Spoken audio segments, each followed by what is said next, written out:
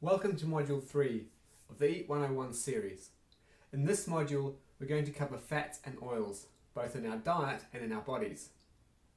As this presentation builds on what was covered in Modules 1 and 2, please watch those modules first if you haven't already. It will make understanding what's to come a lot easier. Fats and oils are used by our bodies for energy, building material, and communication. Fat has gotten some bad press over the last few decades, but getting enough of the right fats is essential for everything from our brain to how our immune system works. What fats we eat help determine how easily our blood flows and clots. We even need fat to help us absorb some of the vitamins in our food. Animals and plants also use fats and oils for energy, structure and communication, just as we do. So most foods, at least most whole foods, are going to contain some fat and or oil. Foods like olive oil and clarified butter are almost exclusively made of oil or fat. Whereas other foods such as cheese, nuts, meat, fish, poultry and seafood and eggs and dairy contain some fats or some oils along with protein and often also carbohydrates. Because fats and oils of the right kind and in the right quantities are essential to good health, knowing a little bit about them is actually quite important. If you get lost in the details, rest assured we'll bring it all together at the end of the presentation. First things first. Sometimes when scientists talk about fats and oils, they use the word lipid, because the word lipid covers all kinds of fats and oils. You may have heard your doctor talk about your blood lipids or blood lipid profile. If so, they were referring to the different fats and oils in your blood, such as cholesterol and triglycerides, which we'll get into a little bit in a moment. When a lipid is solid at room temperature, we tend to call it a fat. And when it's liquid at room temperature, we tend to call it an oil. That's really the only distinction between fats and oils. It's quite arbitrary. Just as proteins are made up of smaller units, so are lipids. The units lipids are made of are called fatty acids. Different fatty acids have different characteristics and affect our bodies in different ways, even down to how we digest, absorb and use these fatty acids. They also differ in terms of how they affect our health. There are many ways of describing and characterizing fats and oils. One way we can describe specific fatty acids is whether they are short, medium, long or very long. This simply refers to how many carbons make up the length of the fatty acids. A small amount at one end or a large amount, 20 or more at the other end. As well as length, fatty acids also differ in other areas. You've probably heard about saturated fats, as they get their own row on the nutrition information panel on food labels and also hit the headlines quite frequently. You've probably also heard of monounsaturated fats, perhaps in relation to olive oil or traditional diets of Mediterranean countries, which are rich in these monounsaturated fats. You may have heard about polyunsaturated fats in relation to vegetable or fish oils, in which case you've probably come across the terms omega-6 and omega-3. Lastly, you've probably heard about trans fats as something to really avoid. You can see, just from this one slide, that among other things, these different fats, or these different fatty acids, have different shapes. And that means they behave differently. Saturated fats, like the one at the top, and trans fats, like the one at the bottom, don't have the kinks that the unsaturated fats do, for example. Because of some chemistry we won't get into, saturated fats are more stable chemically, and less saturated fats are less stable. Saturated fats are far less likely to undergo chemical changes while being exposed to higher heats, cooking for example. And we'll touch on the importance of this a little bit later on. Aside from length and saturation, how fatty acids are joined also matters, and it also changes how they're named. The most common form of fat in food and in your body is as a triglyceride, which is simply 3 fatty acids joined to a glycerol, as shown here. If you ever come across the term diglyceride, this simply means two fatty acids joined to a glycerol, and monoglyceride is one fatty acid joined to a glycerol. You may also come across the terms diacyl, monoacyl, or triacyl glycerols. Means exactly the same thing, and it's probably a more accurate way of naming fats, but mostly you'll see triglyceride, diglyceride, and monoglyceride. Our body can break fat down into the glycerol and the fatty acids, and then build it back up, one stage at a time. We'll look at that a little bit further when we briefly talk about digestion. Cholesterol is another lipid that's found both in our bodies and in many animal foods. Although plants have something similar, they don't actually contain cholesterol. So labeling an oil that comes from seeds, nuts, or other parts of plants as cholesterol-free is a bit pointless, as that's a given, and it's probably just intended to mislead you into thinking all cholesterol-free foods are healthy, which is really not the case, and cholesterol doesn't deserve the bad reputation it's received. Although it does get a lot of bad press, in reality, our bodies need and even produce cholesterol. Our bodies use it to help build the wall around our cells. Our brains contain a lot of cholesterol. And our bodies need cholesterol to build certain hormones, particularly the sex hormones like the progestogens, including estrogen and testosterone, and stress hormones like cortisol. Our bodies actually make so much cholesterol that for the majority of us, we produce much more cholesterol than we absorb from our diets. By now you've probably come to the conclusion that fats and oils aren't as simple as you thought. For one, they're certainly not all bad, and they don't just come in the form of saturated and not saturated. There's a lot more complexity there. Most minimally processed foods are going to contain a broad variety of fatty acids, as well as cholesterol. Given this complexity, it really is downright irresponsible to make broad statements about fat being bad or saturated fat categorically being bad. Or jump to the conclusion that eating fat will make you fat. To bring this back from the biochemistry to simply what's in food, let's look at butter and olive oil, two fats that tend to get very different press. Extra virgin olive oil, I believe deservedly, gets good press most of the time. Butter, on the other hand, although it has its champions, mostly gets the bad press. Although olive oils and butter will both vary depending on the specific oil or the milk that they were made from, these tables should illustrate a couple of examples if you look at them. One is that real foods are made up of a mixture of fatty acids. There really is no such thing as butter fatty acid or olive oil fatty acid. The second point is that real food isn't consistent in terms of what it contains. Any food labels are just an average or a ballpark figure. One bottle of olive oil or one tub of butter is going to be somewhat different to the next.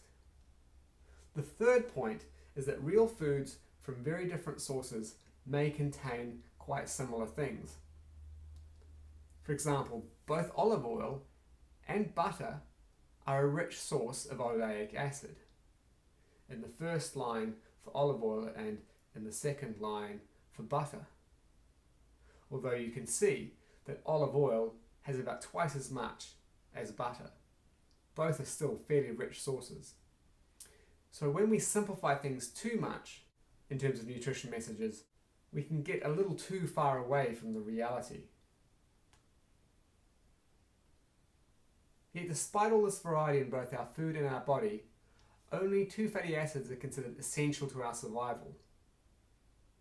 Essential meaning we cannot produce them. We cannot make them from something else. We have to get them from our food.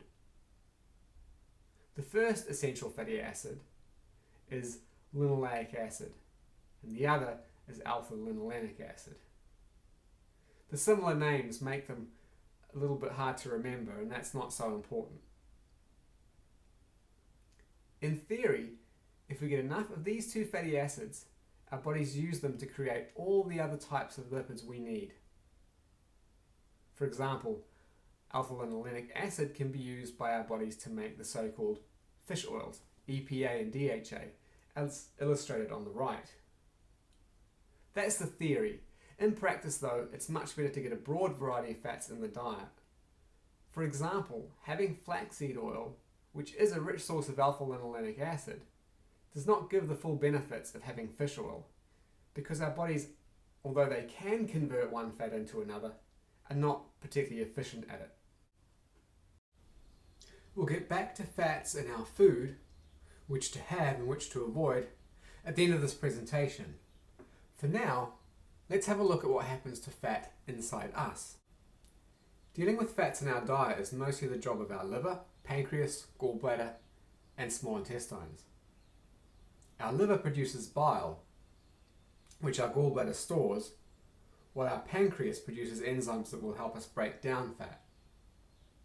When we eat fats and oils, they get broken down in our small intestines. First by bile, which emulsifies the fat, turning larger droplets of fat and oil into much smaller droplets. Then enzymes from our pancreas break the fat down into the parts described earlier on, for example, glycerol and fatty acids. The resulting fatty acids, glycerol, cholesterol, etc., are absorbed by the cells of your small intestine. These cells can use the fat immediately as energy or as building material, but mostly repackage it and send it to your liver via the bloodstream and your lymph vessels. Your liver can also use that fat for energy or as building material. It can also store the fat, although that's not really what the liver is designed to do, and if it ends up storing a lot of fat, it can become quite harmful, and we call the condition fatty liver, and there are several versions of it. Mostly, the liver repackages the fat and sends it back out into the bloodstream. Other cells then get to use that fat for energy, building material, or they can simply store the fat for later. At this point, it's important to clarify something. Eating fat does not, in and of itself, make you fat. Eating more than you can handle forces your body to store extra fat. It isn't as simple as some people make it out to be, but for now, just recognize that excess glucose from carbohydrate-containing foods, or excess fat, or excess protein, can all be converted to stored fat. That's because our bodies can only store fairly limited amounts of glucose, don't really store protein at all, but have an almost infinite capacity for the storage of fat. That stored fat provides a lot of energy for a given weight, just over twice as much as protein or carbohydrate. But that stored fat gives up the energy more reluctantly than our carbohydrate stores give up their energy. Think of fat as a slow-burning hardwood log on a fire. It burns for a long time and gives off a lot of heat, but it takes a decent fire to get it burning in the first place. Whereas carbohydrates, the topic of the next module, are more like kindling. Easy to ignite, burn rapidly, and then it's over with. Some of the energy our body uses is always coming from fat, but the proportion is going to vary depending on how hard we're working physically, as well as how healthy our metabolism is, which we'll address a bit more in Module 4 about carbohydrates.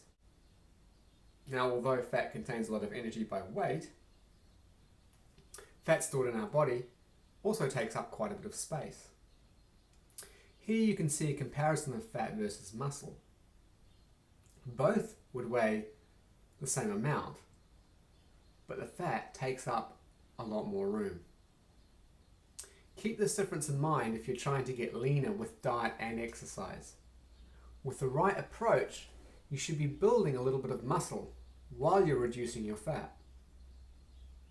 The result can mean what you see on the scale is quite disappointing, as you may well be gaining a bit of muscle and therefore a little bit of muscle weight, while reducing your overall fat and therefore the fat weight. The weight can stay stable, but the results in the mirror and in your measurements, as well as how well your clothes fit, should be much more pleasing. Let's put this fat storage into some kind of context. Consider that a 70 kilogram or 154 pound person with 20% body fat, which is quite lean for a non-athlete, has sufficient energy stored as fat to run over 21 marathons and still have a little fat left over. That's not really a very realistic scenario, but it illustrates just how much energy most of us have stored as fat. Despite the signals our body might be sending us in terms of hunger, we have plenty of energy tucked away, even if we don't eat for quite a while. The problem for many of us is that our bodies are no longer good at using that stored fat as an energy source. A topic we'll broach again in a little bit more detail in the next module. For now, let's look at where all this fat is stored. You can see in these scans that fat can be stored in different places. We call fat under the skin subcutaneous fat, and we call fat around our organs visceral fat. Sometimes you'll also hear or read the technical term adipose tissue, which simply means the collection of fat storing cells, cells that are specialized and do very little else other than storing fat. Actually, they do a few other things, and we'll find out about that shortly. Years of research suggest that the subcutaneous fat, the fat we can most easily see, the fat under our skin, especially when it's around our hips, is quite benign when it comes to our health. If it starts to build up to the point where it adds a lot of weight to our frame, our joints can suffer, but otherwise, this fat doesn't seem too damaging for our general health. It mostly just sits where it is and minds its own business. Visceral fat, on the other hand, can be much more active. By that, I mean it can put in a lot of signals into our blood. It can increase inflammation in the body, and it can become leaky in the sense that it doesn't do a very good job of storing fat, forcing that fat to go elsewhere. Where fat is stored matters. It matters an awful lot in terms of our health. You'll probably have observed, and you've probably heard the terms, apple and pear-shaped bodies. The apple shape suggests more visceral fat, more fat around the organs, and therefore a bigger waist.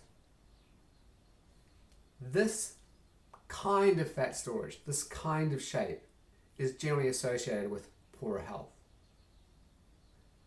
and a worse health forecast than the pear shape, which suggests more fat around the hips and therefore subcutaneous fat, associated with a better long-term health outlook.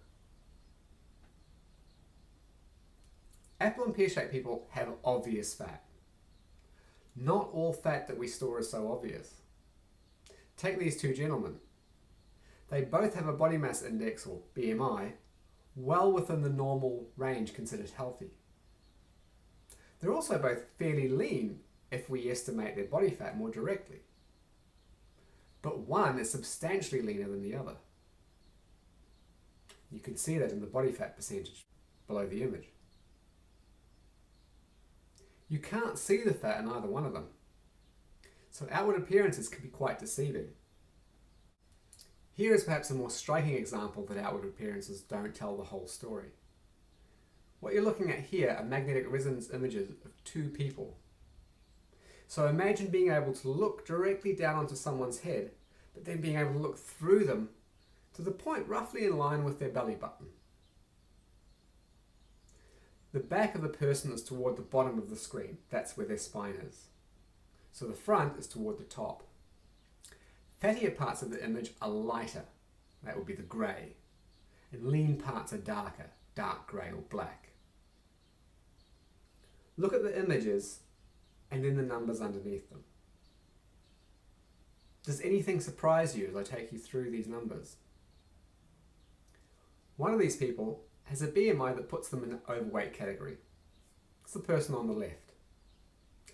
The other person is just 1 point below being labelled as morbidly obese. So they're already in the obese range and just shy of that morbidly obese category. Now look at their body fat percentages. A body fat of 20% is pretty good for most of us. It's not six-pack ab territory, but it is relatively lean by modern standards. On the other hand, a body fat of 45% is quite serious and quite high. This person isn't far off being 50% fat. What we can also see is there isn't very much difference in the visceral fat. Probably a little bit, and we don't have a direct measurement, so we can really only eyeball it. But there's quite a bit of grey in the middle of both the person on the left and the person on the right, although there's probably somewhat more in the person on the right. So visceral fat is quite similar. What we can't see from the image, but we know from an assessment done of these two people, is that their liver fat is very close, very similar. Roughly 10% in one person and 12% in the other. Clinically, we regard a liver fat above 5% as being high, or indicating a fatty liver. The fact that both people have similarly fatty livers is striking given the difference in their overall fat levels and how they would probably look to us if we saw them standing in front of us in clothes. This is a nice example in which we can see the actual livers in the scan. That's the larger mass on the right hand side. Despite fairly similar amounts of subcutaneous fat in these two people, which are different to the ones shown previously, the liver fat varies noticeably, in that in the person on the left, the liver is quite distinct. We can see it quite clearly on their right side. It's grey, indicating quite a high level of liver fat. In the person with normal liver fat, which is actually very little fat in the liver, we see a dark, lean liver on their right. Now that we have these reliable ways of measuring fat in the organs themselves, not just around the organs, it looks like this fat is particularly problematic when it comes to health. Excess fat in the liver, for example, is associated with insulin resistance of the liver and can progress to liver disease. Excess fat in the pancreas is associated with a reduced capacity for insulin release. There are also changes in the heart in terms of its metabolism and how well it works when it starts to store excess fat. We look at these things in more detail in presentations about type 2 diabetes and fatty liver. For now, just recognise that these new imaging technologies are beginning to show us that although visceral fat and fat within the organs often go hand in hand, when we do tease them apart, the fat in the organs, the fat we have no way of seeing from the outside, may be more important in terms of health. Getting back to nutrition, you probably have questions like, how much fat? When? What fat? And maybe, what are good sources of healthy fat? The first question is one of those, how long is a piece of string questions? How much fat would benefit you the most depends on the type of diet you already follow, your total energy needs, the health of your metabolism, and your personal goals. Despite what some diet gurus may claim, there is no one-size-fits-all solution. And that's why I'd encourage everyone to make strategic changes to their diet. Carefully record what happens and observe, and learn from your progress or lack of progress. then use that information to inform future decisions. Having said that, most people are going to do well while either actively restricting their fat intake or actively restricting their carbohydrate intake. What might be the best starting point for you is going to be covered more in Module 4 on carbohydrates. The next question is when. There really isn't a best time to have fat. In the next module we'll cover when to eat carbohydrates, where this question is a little bit clearer. And that's probably the more relevant factor than when to have fats. As a general rule, when a meal is already high in carbohydrates, sugars or starches, keep the fat content down. Whereas when the meal is relatively low in carbohydrates, that being sugar or starches, the fat content can be higher. There should, however, be at least a little healthy fat in every meal and snack, as we don't just need fats and oils for their own sake, we also need them to help us absorb some of the vitamins in our food. That also means that it's important to eat some fat or oil if and when you take a multivitamin supplement. The question of what fat is a little bit more straightforward to answer. Avoid industrial trans fats to the absolute best of your ability. These have never been shown to have any health benefits, quite the opposite. Saturated fats, on the other hand, remain hotly debated, and no doubt will be for some time, because here the specifics really matter. Saturated fats differ in what they do to us, from one saturated fatty acid to another. For example, some saturated fatty acids raise what some call good cholesterol, others raise the so-called bad cholesterol, and yet others are quite neutral in those terms. Lumping all saturated fats together is unhelpful, and it also avoids the reality of what they do. How saturated fats affect us depends on what else we're eating as well. Whatever the science ends up settling on in terms of the pros and cons of saturated fat, they are not the demons of the food world some make them out to be. They do not need to be avoided like the plague. For starters, oils and fats that contain a lot of saturated fat are a good cooking option as they are very stable, meaning they can be used for cooking at high heat without being chemically altered. Have a look at the smoke point of different fats and oils on the right. You can see that beef tallow is a better option for high heat cooking than lard, sesame or olive oil, for example. That being said, if you cook at lower temperatures, you're probably doing yourself the most good. It will expand the kind of fats and oils you can use in cooking, as well as keep vitamins and other things in your food more intact. Moving on in terms of types of fat, the monounsaturated fats remain the darling of the nutrition community and should make up the bulk of the fats and oils in your diet, whether that diet is overall high or low in fat. Polyunsaturated fats are a little bit more tricky because there are two types, and while we need them both, they are in many ways quite different and have opposite effects in terms of what they do in our bodies. Most people would do well to have some fish oil and avoid industrial seed oils. Your soybean oils, your broadly labelled vegetable oils, canola, etc.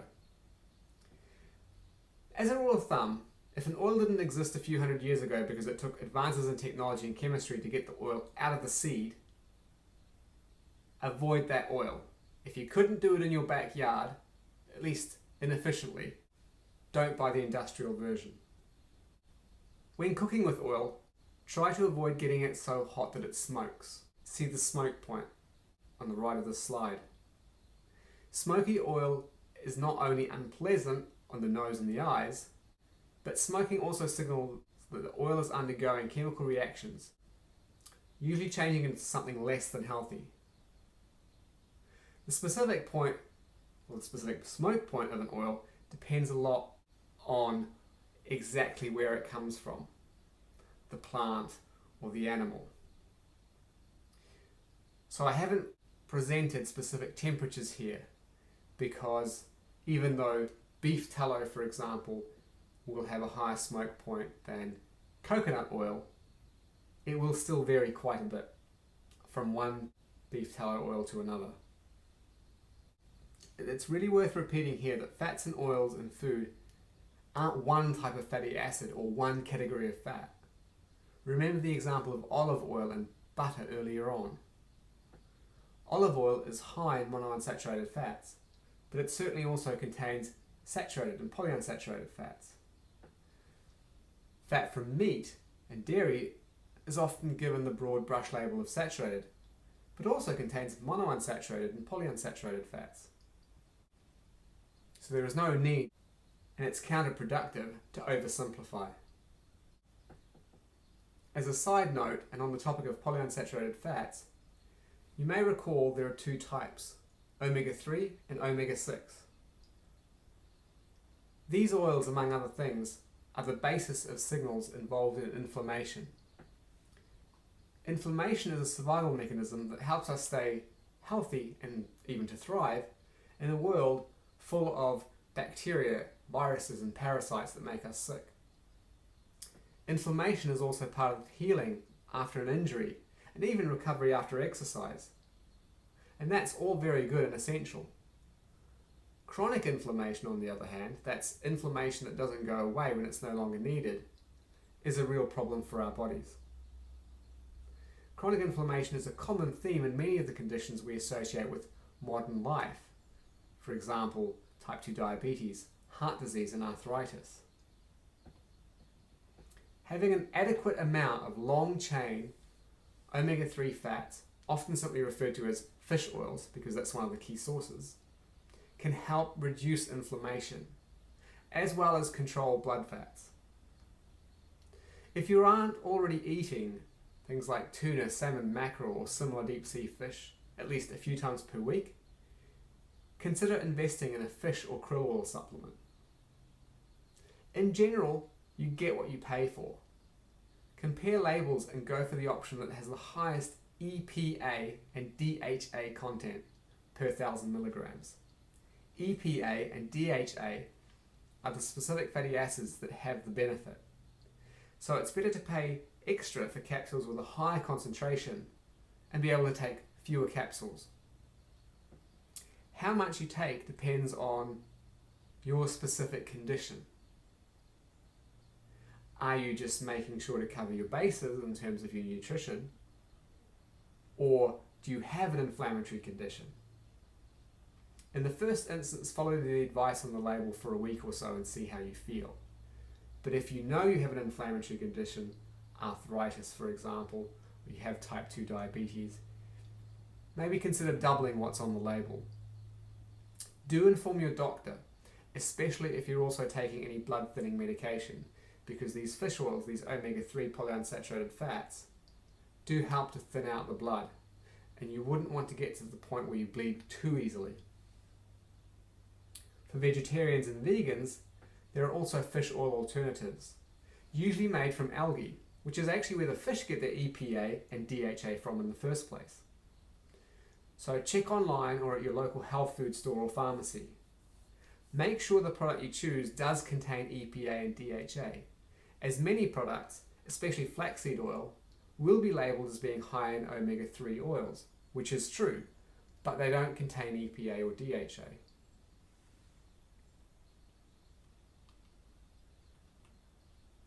Beyond supplements, we really come to the last question. What are good sources of fat? The first and best answer is whole foods. And by that I mean minimally processed foods you have to prepare and cook yourself. Nuts, seeds and vegetables are good sources of healthy fat, especially fatty vegetables like avocado, and vegetables or plants we associate with oils anyway, like olives, as well as the nuts. The second answer to this question of what are good sources of fat is cold pressed oils, also often called extra virgin oils. These oils, which will be labelled as either extra virgin or cold pressed or both, have not been processed using heat or solvents. They have been literally cold pressed. Stick to oils that you could extract with nothing but a press. You could squeeze a workable amount of oil from nuts, olives and avocados, but forget trying to get a decent amount of oil from most seeds, for example. Eat the seeds themselves, but avoid the oils, as they're often extracted using heat, which changes the oils, and using solvents, which removes some of the other benefits that a whole food would have, or a natural cold pressed oil would have. That concludes this module of fats and oils. Obviously there's a world of detail to go into, but if you understand these basics, then you're well on the way to improving your diet and thereby your health. Next in the series we discuss carbohydrates, which is the other key energy source in our diet and very much a current hot topic.